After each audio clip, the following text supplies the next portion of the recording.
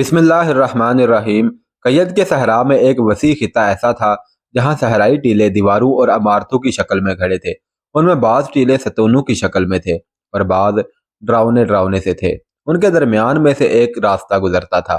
یہ جگہ بہت ہی خطرناک اور بھول بھلیوں والی تھی۔ ان سے ذرا پرے حماد نے اپنے ڈاکوؤں کا کیمپ لگا رکھا تھا۔ یہ کم و بیش 4000 بدوؤں کی ہماگاہ بنی ہوئی تھی۔ یہ سب لڑاکے اور شاہ سوار تھے اور سب غزنی کے حاجیوں کے قافلے کو لوٹنے کے لیے جمع ہو گئے تھے۔ یہ نہایت نڈر بھی تھے، ان کا کوئی مذہب بھی نہ تھا۔ یہ سب اپنے قبیلے کے سردار کو لائق عبادت سمجھتے تھے اور ان سے بڑا سرداروں کے سردار کو سمجھتے تھے جو اس وقت حماد بنا ہوا تھا۔ ان سب کا عقیدہ تھا کہ سرداروں کے سردار پر نہ تو تیر اثر کرتا ہے اور نہ کوئی اور ہتھیار۔ ڈاکو زنی کو یہ سب جائز پیشہ سمجھتے تھے۔ ان کی نظر میں قزاقی کوئی غلط مذموم حرکت نہیں تھی۔ حماد کے ساتھ سبیلہ بیٹھی ہوئی تھی۔ وہ بظاہر خوش تھی لیکن اندر سے کھوئی سی تھی۔ وہ قافلے کے انتظار میں بےتاب تھی اور اس وقت تو اندر سے وہ کانپ گئی جب رات کے وقت ایک بدو نے حماد کو آ کر بتایا کہ قافلہ تو بہت بڑا ہے مگر اس کے پیچھے پیچھے فوج بھی آ رہی ہے۔ بدو نے یہ بھی بتایا کہ قافلہ کوئی 1 کوس دور پڑاؤ کیے ہوئے ہے۔ حماد اس خطے کو جو کہ دنیا کی نظروں سے اوجھل تھا اپنی بادشاہی سمجھتا تھا۔ وہ سمجھتا تھا کہ یہاں ہوائیں بھی اس کے حکم سے چلتی ہیں، اس لیے اس نے دیکھ بھال کا کوئی انتظام نہیں کیا ہوا تھا۔ قاضی القضاء نے رات کو ہی اپنے کمانداروں سے صلاح و مشورہ کر کے ٹیلوں کے علاقے میں موزوں بلندیوں پر تیر انداز بٹھا دیے اور حماد کی ہماگاہ کا جائزہ بھی لے لیا، لیکن قاضی صاحب نے سلطان محمود غزنوی کی ہدایات پر عمل کرتے ہوئے لڑائی کی بجائے بات چیت کر کے معاملہ سلجھانے کا فیصلہ کیا۔ رات بھر فوج بیدار رہی۔ ادھر بدو حملے کے لیے تیار ہو گئے۔ صبح طلوع ہوئی تو غزنی کی فوج کے 2 آدمی قاضی صاحب کا یہ پیغام لے کر حماد کے پاس گئے کہ آپ 5000 درہم لے لیں اور قافلے کو خیریت سے گزر جانے دیں۔ حماد بھڑک اٹھا اور غصے سے تھوک اڑاتے ہوئے بولا کہ 5000 درہم؟ 5000 درہم سے تو تم میرے پاؤں کی ہاک بھی نہیں خرید سکتے۔ تم میری توہین کرنے آئے ہو۔ تم مجھے بھکاری سمجھتے ہو۔ حماد نے بدوؤں کے خیموں کی طرف اشارہ کر کے کہا کہ اپنے قاضی سے جا کر کہو کہ میری طاقت دیکھے، کیا میں انہیں 1 درہم دے کر واپس لے جاؤں؟ تمہارے قاضی کی ساری دولت میری ہے، تمام مال و دولت اور میری پسند کی تمام جوان عورتیں میرے حوالے کر دو اور قافلہ خیریت سے لے جاؤ۔ ایک پیغامبر نے کہا، حماد اپنی طاقت پر اتنا غرور نہ کر، فرعون نہ بن۔ ہم درخواست لے کر نہیں آئے، دوستی کا ہاتھ بڑھانے آئے ہیں۔ قافلہ مال و دولت اور عورتوں سمیت یہاں سے خیریت سے گزر جائے گا، لیکن یہ ریت تیرے قزاقوں کے خون سے لال ہو جائے گی۔ حماد نے گرج کر کہا کہ چلے جاؤ یہاں سے، میں اپنے خیمے میں آئے ہوئے مہمان کو قتل نہیں کیا کرتا، جاؤ۔ پیامبر واپس آ رہے تھے تو انہیں ارتگین ملا اور اس نے پوچھا کہ حماد نے کیا جواب دیا ہے، تو پیامبر نے جواب سنا دیا۔ ارتگین مسکرا دیا اور ایک بلند جگہ پر تیر کمان لے کر کھڑا ہو گیا۔ قاضی القضاء کو سلطان محمود غزنوی نے 30,000 درہم دیے تھے، لیکن قاضی نے یہ رقم ضائع کرنی مناسب نہ سمجھی۔ وہ یہ جانتے ہوئے کہ اتنا بڑا قزاق 5000 درہم کی پیشکش کو اپنی توہین سمجھے گا، یہی پیشکش کی جو دراصل ایک چیلنج تھا کہ حماد آؤ اور قافلے پر حملہ کرو۔ قاضی صاحب نے اپنی پیشکش کا جواب سنا تو اس نے فوج کو موزوں مقامات پر تعینات کر دیا۔ فوج کی نفری بھی کم تھی۔ ادھر حماد نے بدوؤں کو اکٹھا کیا اور ٹیلوں سے باہر قافلے پر حملہ کرنے کا حکم دے دیا۔ قافلہ ابھی ٹیلوں والے علاقے سے باہر ہی تھا۔ حماد گھوڑے پر سوار ساتھ چل رہا تھا۔ اس کے ایک آدمی کے ہاتھ میں ایک علم تھا، اس کا رنگ سیاہ تھا۔ ساتھ 2 محافظ تھے۔ ادھر قافلے میں لڑنے والے کچھ لوگ موجود تھے، وہ بھی اپنے ہتھیار لے کر گھوڑے اونٹوں پر سوار ہو گئے۔ عورتوں نے گڑ گڑا کر اللہ سے خیریت کی دعائیں مانگنی شروع کر دی۔ بدوؤں کے کالے کرہت چہرے بڑے ہی ڈراؤنے تھے۔ کافی دور سبیلہ ایک ٹیلے پر کھڑی تھی۔ ارتگین ٹیلے سے اتر کر ٹیلوں والے علاقے کی طرف چلا گیا اور ٹیلوں کی اوٹ میں اس طرف چلا گیا جدھر سے بدوؤں کی فوج آ رہی تھی۔ ان کے گھوڑوں اور اونٹوں کی چال میں مستی تھی۔ ارتگین چھپ کر دیکھتا رہا، پھر اسے حماد نظر آ گیا۔ ارتگین نے اپنی کمان میں تیر ڈالا اور حماد کی گردن کا نشانہ لے کر تیر چلا دیا۔ تیر حماد کی پشت پر لگا، وہ گھوڑے سے نیچے گر پڑا۔ محافظ ابھی دیکھ ہی رہے تھے کہ یہ کیا ہوا ہے۔ ارتگین نے ایک اور تیر چلا دیا۔ تیر علم بردار کی گردن میں لگا اور وہ نیچے گرا اور ساتھ ہی علم بھی نیچے گر گیا۔ پھر ارتگین دوڑ کر ایک اونچے ٹیلے پر چڑھ گیا اور بلند آواز سے بولا، خدا کی قسم میں نے حماد کو مار گرایا ہے اور ان کا علم بھی گرا دیا ہے۔ غزنی کی آبرو کی قسم بدوؤں کا علم گر پڑا ہے۔ اپنے سرداروں کے سردار کو گرا دیکھ کر اور اپنا علم بھی گرا دیکھ کر قبائلیوں میں بھگدڑ مچ گئی۔ تب قاضی نے اپنی فوج کو عام حملے کا حکم دے دیا۔ ارتگین نے قاضی کو بتا دیا تھا کہ وہ حماد کو پہچانتا ہے اور وہ سب سے پہلے اسے مارنے کی کوشش کرے گا۔ قاضی نے ارتگین سے کہا تھا کہ اگر وہ حملے سے پہلے حماد کو مار گرائے تو بلند آواز سے اطلاع کر دے۔ اللہ نے ان کا منصوبہ کامیاب بنا دیا۔ اس کے بعد جو بدوؤں کی حالت ہوئی ان کا بس قتل عام ہوا۔ اب بدو اپنے آپ کو بچانے کے لیے لڑ رہے تھے اور اس کوشش میں وہ ٹیلو کے اندر آ گئے جہاں وہ سمجھتے تھے کہ چھپ سکیں گے، مگر قاضی نے وہاں پہلے ہی اپنے تیر انداز بٹھا رکھے تھے۔ ان میں سے جو بدو باہر کو بھاگے انہیں تعاقب کر کے ختم کر دیا گیا۔ اس خاک و خون میں ٹیلو کے اندر گھوڑوں اور زخمیوں کے شور اور چیخو پکار میں ایک لڑکی کی آواز بھی سنائی دے رہی تھی۔ یہ سبیلہ کی آواز تھی جو ارتگین کو بلا رہی تھی۔ اگر ایک سپاہی سبیلہ کو اٹھا کر گھوڑے پر نہ بٹھا لیتا تو سبیلہ گھوڑوں کے پاؤں تلے کچلی جاتی۔ دوپہر تک قید کا مارکا ختم ہو چکا تھا۔ اس سے آگے قافلے کے ساتھ فوج کا ایک چھوٹا سا محافظ دستہ بھیج دیا گیا۔ قاضی القذاب باقی فوج کو لے کر غزنی واپس آ گیا۔ ان کے ساتھ بدوؤں کے بے شمار گھوڑے اور اونٹ بھی تھے جن پر ان کے خیمے اور دیگر سامان لدا ہوا تھا۔ ابو محمد قاضی نے کہا کہ ارتگین تم غلام نہیں ہو اور سبیلہ تم غزنی کی نہیں اسلام کی آبرو ہو۔ اسلام ہمیشہ زندہ رہے گا انشاءاللہ۔ گزشتہ ایک ساتھ میں آپ سن چکے ہیں کہ راجہ پال باری نامی ریاست کو اپنی راجدھانی بنانے اور سلطان محمود کا باج گزار بننے کے لیے کنوج شہر سلطان سے ملنے گیا، مگر سلطان محمود غزنوی خود غزنی واپس جا چکے تھے۔ اپنی جگہ وہ اپنا قائم مقام سالار ابو القدر سلجوقی بنائے گئے تھے۔ راجہ پال کنوج میں سلجوقی سے ملا، اپنے آنے کا مقصد بیان کیا۔ سلجوقی نے چند شرائط کے ساتھ راجہ پال کو باری کو اپنی راجدھانی بنانے کے لیے عہد نامہ تحریر کر کے اپنی مہر ثبت کر کے راجہ پال کو اجازت نامہ دے دیا تھا۔ غزنی میں سلطان کے پاس جانے والا قاصد غزنی پہنچ کر سلطان سے ملا اور ابو القدر سلجوقی کا پیغام دیا تو سلطان نے راجہ پال پر تاوان اور باج کی رقم لکھ کر قاصد کو رکا دے کر واپس بھیج دیا۔ راجہ پال واپس اپنی خیمہ گاہ میں پہنچا، وہاں سے اس نے اپنا خزانہ نکالا اور باری پہنچ گیا اور باری کو راجدھانی بنانے کے لیے تعمیرات کا کام شروع کر دیا۔ ادھر سلجوقی کا قاصد باری پہنچ کر راجہ پال کو ملا اور سلطان کا رکا دے دیا۔ راجہ پال نے تاوان اور باج کی رقم ادا کر کے قاصد کو واپس کنوج بھیج دیا۔ کلنجر اور گوالیار کا راجہ پال کو قتل کرنے کے منصوبے پہلے ہی بنا چکے تھے، لہذا انہوں نے لاہور کے راجہ بھیم پال کو ساتھ ملا کر ایک مشترکہ فوج تیار کی اور باری میں راجہ پال کو پیغام بھیجا کہ وہ سلطان کو باج ادا کرنے سے انکار کر کے ہمارے ساتھ مل جائے اور مل کر کنوج پر حملہ کیا جائے۔ اس طرح آہستہ آہستہ سلطان سے تمام مقبوضات واپس لے لیے جائیں، مگر راجہ پال نے سلطان کے ساتھ لڑنے سے صاف انکار کر دیا اور کہا کہ مجھے سلطان محمود غزنوی کا باجگزار بن کر رہنا منظور ہے، میں تم لوگوں کا ساتھ نہیں دے سکتا۔ راجہ پال کا جواب سن کر تینوں راجوں نے پروگرام بنایا کہ کنوج پر حملہ کرنے سے پہلے راجہ پال کا کام تمام کیا جائے۔ 1019 میں گوالیار، لاہور اور کلنجر کے راجاؤں نے مل کر باری پر حملہ کیا اور راجہ پال کو حملہ کر کے قتل کر دیا۔ اس کی خبر جب سلطان محمود غزنوی تک پہنچی تو وہ اپنے متی راجے کے قتل کا بدلہ لینے کے لیے نکلا اور ہندوستان پہنچ کر تینوں راجوں کو شکست دی اور پھر واپس غزنی چلا گیا، اور اس طرح ہندوستان سے ہندو شاہی راج کا خاتمہ ہو گیا۔ سلطان محمود غزنوی 1020 سے 1025 کے درمیانی عرصے میں سلطنت کے شمال مغربی حصے اور دریائے فرات کی وادیوں میں فتوحات میں مشغول رہا۔ اسی عرصہ میں سلطان محمود کو اپنے مخبروں سے یہ اطلاعات متواتر مل رہی تھی کہ شمالی اور وسطی ہندوستان کی تمام ریاستیں سلطان سے شکست کھانے کے بعد بدلہ لینے کے لیے ہاتھ پیر مار رہی ہیں اور اب کے بار ایک مشترکہ حملہ کی تیاری ہے۔ اس کے لیے گجرات کے علاقے کاٹھیا وار میں ایک بہت ہی مشہور مندر سومنات کو مرکز بنایا گیا ہے۔ سومنات سمندر کے کنارے ایک عظیم الشان مندر تھا جسے پورے ہندوستان میں ہندوؤں کے درمیان ایک مرکزی حیثیت حاصل تھی۔ مندر میں موجود شیوا کے بت کی اہمیت کا اندازہ اس بات سے لگایا جا سکتا ہے کہ شیوا بت کو غسل دینے کے لیے تازہ پانی روزانہ کی بنیاد پر دریائے گنگا سے لایا جاتا تھا۔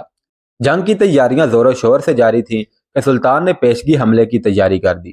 غزنی سے سومنات تک فاصلہ تقریباً 2600 کلومیٹر بنتا ہے، جس میں سے 500 کلومیٹر طویل مشکل ترین صحرائے چولستان اور راجستھان بھی پڑتا ہے۔ سلطان محمود غزنوی تاریخ میں ایک ایسے مسلمان بادشاہ گزرے ہیں جنہیں ہندوستان پر 17 حملوں کی وجہ سے شہرت حاصل ہوئی۔ سلطان محمود غزنوی کے سومنات کے مندر پر حملے کے حوالے سے بہت سی روایات ملتی ہیں۔ ایک روایت میں یہ بھی آتا ہے کہ سلطان محمود غزنوی نے جب سومنات کا بت توڑنا چاہا तो हिंदुओं ने उसकी खिदमत में बेश बहा खजाने पेश किए और कहा कि इस बुत को ना तोड़ा जाए। लेकिन सुल्तान ने कहा कि वो तारीख में बुत फरोश नहीं बल्कि बुत शिकन के तौर पर जिंदा रहना चाहता है। उसके साथ ही उसने सोमनाथ के बुत के टुकड़े कर दिए। तमाम मुर्रखीन इस बात पर मुत्तफिक हैं कि सोमनाथ उस बुत का नाम था जिसे तमाम मुशरकीन हिंद बुतों का सरदार मानते थे, और हिंदुओं की मजहबी किताबों के मुताबिक वो कृष्णा का मुजस्समा था। हजरत शेख फरीदुद्दीन अत्तार फरमाते हैं कि लफ्ज़ सोमनाथ सोम और नाथ से मुरक्कब है। सोम मंदिर का नाम था और नाथ उस बुत का, जिसे उर्दू और फारसी में सोमनाथ और हिंदी नेज संस्कृत में सोमनाथ कहते हैं। यह बुत जिस मंदिर में रखा हुआ था वह मंदिर 56 सतूनों पर कायम था, और यह बुत तकरीबन 5 गज लंबा था, जिसमें 3 गज दिखाई देता था और 2 गज जमीन में गड़ा हुआ था। मुशरकीन का अकीदा था कि इंसान की रूह बदन से निकलने के बाद सोमनाथ की खिदमत में हाजिर होती है, फिर सोमनाथ उसे उसके अमाल के मुताबिक अच्छा या बुरा दोबारा नया जिस्म अता करता है। दरिया का उतार चढ़ाव सोमनाथ की इबादत करना है। सोमनाथ जिसे चाहे लम्हों में निस्तो नाबूद कर सकता है, और हिंदुस्तान के तमाम बुत वजीर हैं और सोमनाथ बादशाह है। जब कभी सूरज ग्रहण होता तो यहाँ तकरीबन 2,30,000 मुशरिक जमा होते और सोमनाथ से हिफाजत तलब करते। हिंदुस्तान के राजा उस मंदिर के हराजात के लिए हर वक्त कोई ना कोई गांव और कस्बा वक्फ किया करते थे। महमूद गजनवी के आने तक 2,000 गांव की आमदनी उस मंदिर के अखराजात के लिए मुहतस थी। उस मंदिर में हर वक्त 2,000 ब्राह्मण पुजारी रहते थे। मंदिर के एक किनारे से दूसरे किनारे तक एक सोने की जंजीर लटका रखी थी, जिसका वजन तकरीबन 200 मन था, जिसमें छोटी छोटी घंटियां लगी हुई थी। जब पूजा का वक्त होता तो ये जंजीर हिलाई जाती और सब पुजारी हाजिर हो जाते। उस मंदिर में हर वक्त 500 गाने बजाने वाली औरतें, 300 हुज्जाम और राजाओं की नौजवान लड़कियां खिदमत के लिए रहा करती थी। 1026 ईस्वी तक सोमनाथ से मंसूब बहीरा अरब के किनारे यानी मौजूदा गुजरात के साहल पर वाक़या हनूद का एक बहुत बड़ा और अजीमुशान शहर था, जिसके किले में यह बुत और बुत खाना मौजूद था। हजरत महमूद गजनवी जब तेजी के साथ शहर पर शहर फतह करने लगे और उनकी सुल्तनत और हुकूमत का दायरा वसी होने लगा, तो हिंदुस्तान के सभी ब्राह्मण और दीगर राजा महाराजा ने मुतफिका तौर पर एक हंगामी जलसा सोमनाथ शहर में मुनक्कद किया, और उस जलसे में यह राय पास हुई कि महमूद गजनवी को जल्द अज जल्द किसी भी तरह ख़त्म करना है। मुशरकीन हिंद का यह मुतफिका इरादा जब महमूद गजनवी को मालूम हुआ और आपके मुखबरों ने यह भी बताया कि सोमनाथ में क्या कुछ खराफात और कैसी कैसी गुमराही और बुतगरी फैली हुई है, तो ये सारी बातें और हनूद का इरादा मालूम हो जाने के बाद महमूद गजनवी ने सोमनाथियों से फैसला कुन जंग लड़ने का इरादा किया और 30,000 मुजाहिदीन के साथ गजनी से सोमनाथ शहर की तरफ कूच किया। गजनी से सोमनाथ शहर 2600 किलोमीटर के फासले पर वाक़या था। 3 माह की मुसाफत तय करने के बाद मुसलमानों का लश्कर सोमनाथ के करीब दरिया के किनारे पहुंचा। मुसलमानों ने देखा कि सोमनाथ शहर का कला नहायत बुलंद और दरिया का पानी कला की फसील तक पहुंचा हुआ है, और अहले सोमनाथ कले पर खड़े होकर चिल्ला चिल्ला कर मुसलमान लश्करियों से कह रहे थे कि हमारा महमूद सोमनाथ खुद तुम्हें यहाँ अपनी मर्जी से लाया है ताकि तुम सबको एक साथ निस्दो नाबूद कर दे। अंग्रेजों के जिन ज़र खरीद मुअर्रखों और झूठे स्कॉलरों ने यह अफसाना मशहूर कर रखा है कि महमूद गजनवी ने जबरन सोमनाथ पर कब्जा किया था, यह सरासर झूठ और तारीख के साथ खिलवाड़ है। जबकि हकीकत यह है कि मुसलमानों ने बाकायदा जंग लड़कर सोमनाथ फतह किया था, और जिसे जंग लड़कर फतह किया जाए उसे दुनिया की कोई रवायत जबरन कब्जा करना नहीं कहती। महमूद गजनवी ने सोमनाथियों की यह हरकतें देखकर हमले का हुक्म दिया। मुसलमान लश्करियों ने किले के नीचे पहुंचकर मार का आराई शुरू की। सोमनाथियों ने किले से तीर बरसाना शुरू किया। मुसलमान लश्करी रस्सी की सीढ़ियां फेंक कर कला पर चढ़ आए और जोर से नारा तकबीर बुलंद किया। फिर सुबह से शाम, शाम से सुबह तक तकरीबन 4 दिन तक नहायत खून रेज जंग होती रही। उस जंग में तकरीबन 5,000 सोमनाथी मारे गए। जब सोमनाथियों को शिकस्त साफ नजर आने लगी तो अपने माबूद सोमनाथ से बगलगीर होकर फतह की मन्नत करने लगे, मगर सोमनाथ कहाँ सुनने वाला था। अलगरज सोमनाथियों को शिकस्त फाश हुई और मुसलमान फतह याब हुए। जंग खत्म होने के बाद महमूद गजनवी सोमनाथ के कला में दाखिल हुए और किले के हर हिस्से को बगौर तकते हुए एक अंदरूनी रास्ते से बुत खाने में पहुंचे जहां सोमनाथ मौजूद था और कुछ ब्राह्मण बुत को घेरे बैठे थे। जब महमूद गजनवी की नज़र 3 गज लंबे खैबतनाक पत्थर के बुत पर पड़ी तो उनकी ईमानी हमीयत ने जोश मारा, चनाचे अपना आहनी गर्ज मारने के लिए उठाया। ब्राह्मणों ने महमूद गजनवी के वज़रा के जरिए ये अर्ज किया, बुत तोड़ने से बुत परस्ती तो ख़त्म नहीं होगी, तो फिर तोड़ने से क्या फ़ायदा। अगर हमारे माबूद को छोड़ दिया जाए तो हम एक कसीर खजाना देने के लिए राज़ी हैं। महमूद गजनवी ने जवाब में अपने वज़रा से फरमाया, तुम जो कहते हो दुरुस्त है कि बुत तोड़ने से बुत परस्ती ख़त्म ना होगी, लेकिन अगर आज मैंने ये सौदा कर लिया तो दुनिया मुझे महमूद बुत फरोश कहेगी, और अगर तोड़ दिया तो दुनिया मुझे महमूद बुत शिकन कहेगी। और मुझे यही पसंद है कि मुझको दुनिया और आखिरत में महमूद बुत शिकन कहा जाए। यह कहकर अपना आहनी गर्ज उठाया और इस जोर से मारा कि सोमनाथ कई हिस्सों में तकसीम हो गया, और जब वो टूटा तो उसके अंदर से बेशुमार जवाहरात निकले। यानी महमूद गजनवी की सदाकत रंग लाई, बुत भी टूटा और माले गनीमत भी हाथ आया। एक काफर की नज़र में बुत शिकनी गुनाह अजीम है, और एक मुसलमान का मकसद ज़िंदगी ही बुतों का खात्मा है। लेकिन इस्लाम ने बुतों के खात्मे का भी असूल बयान किया है। बुतों का खात्मा दो तरीक से किया जा सकता है, एक दावत से, दूसरा जहाद इस्लामी से। तीसरा रास्ता यानी जुल्म जबर का रास्ता इख्तियार करना इस्लाम की नज़र में जायज़ नहीं है। और इस्लाम की तारीख में जब कभी सनम खाने सवाए हस्ती से मिटाए गए हैं तो इसी दो तरीक पर चल कर मिटाए गए हैं। सोमनाथ का बुत यकीनन तोड़ा गया और महमूद गजनवी बेशुमार दौलत भी यकीनन साथ ले गए, लेकिन ये सब कुछ बाकायदा और कानून के मुताबिक हुआ। बाकायदा जंग लड़ी गई, सोमनाथी मुकाबले में आए और शिकस्त से दो चार हुए। और ये दुनिया का कानून है कि जब जंग हो और एक फरीक फतह याब और दूसरा शिकस्त से दो चार हो तो एक को जालिम और दूसरे को मजलूम, या एक को जाबर या दूसरे को मजबूर नहीं कहते, बल्कि एक को फतह याब और दूसरे को शिकस्त खुर्दा कहते हैं। लेकिन चूंकि सोमनाथ बरहमनों की कदीम तरीन मरकजी मंदिर और बेशुमार दौलत और सरवत का महजन थी, लिहाजा महमूद की फतह को आज तक वो खुले दिल से कबूल ना कर पाए, बल्कि उनको एक जालिम और लुटेरे के तौर पर याद करते हैं। लेकिन ये उनका अपना मजहबी जज्बा है, लेकिन उनके इस जज्बे से हकीकत का कोई वास्ता नहीं। तारीख में सोमनाथ बुत के हवाले से एक और वाक़या भी मिलता है। महमूद गजनवी जब सोमनाथ फतह करके मंदिर के अंदर दाखिल हुआ तो उसने देखा कि मंदिर में सोमनाथ का बुत हवा में मुअल्लक है। बुत को मंदिर के बड़े कमरे में इस अंदाज में मुअल्लक देखकर हर शख्स उसकी बरतरी तस्लीम कर लेता, और जो बरतरी तस्लीम ना करता वो भी एक बार सोचने पर मजबूर हो जाता था कि यह वजनी बुत किसी जंजीर, किसी नजर ना आने वाले सहारे के बगैर किस तरह फिजा में मुअल्लक है। सुल्तान के साथ उस वक़्त मारूफ मुस्लिम दानिशवर अलबेरोनी भी मौजूद थे। महमूद ने हैरान होकर अलबेरोनी से पूछा, यह क्या माजरा है? यह बुत बगैर किसी सहारे के फिजा में किस तरह मुअल्लक है? अलबेरोनी ने चंद लम्हे सोचा, फिर अदब से बोला, सुल्तान मुअज्जम, इस मंदिर के छत के इस तरफ से चंद ईंटें निकलवा दें। सुल्तान के हुक्म पर चंद ईंटें निकाल दी गईं।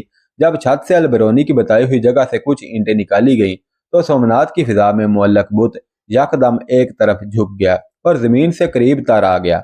अलबेरोनी ने अदब से वजाहत की कि सुल्तान मुअज्जम, यह उन हिंदुओं पुरोहितों और पंडितों की मक्कारी है।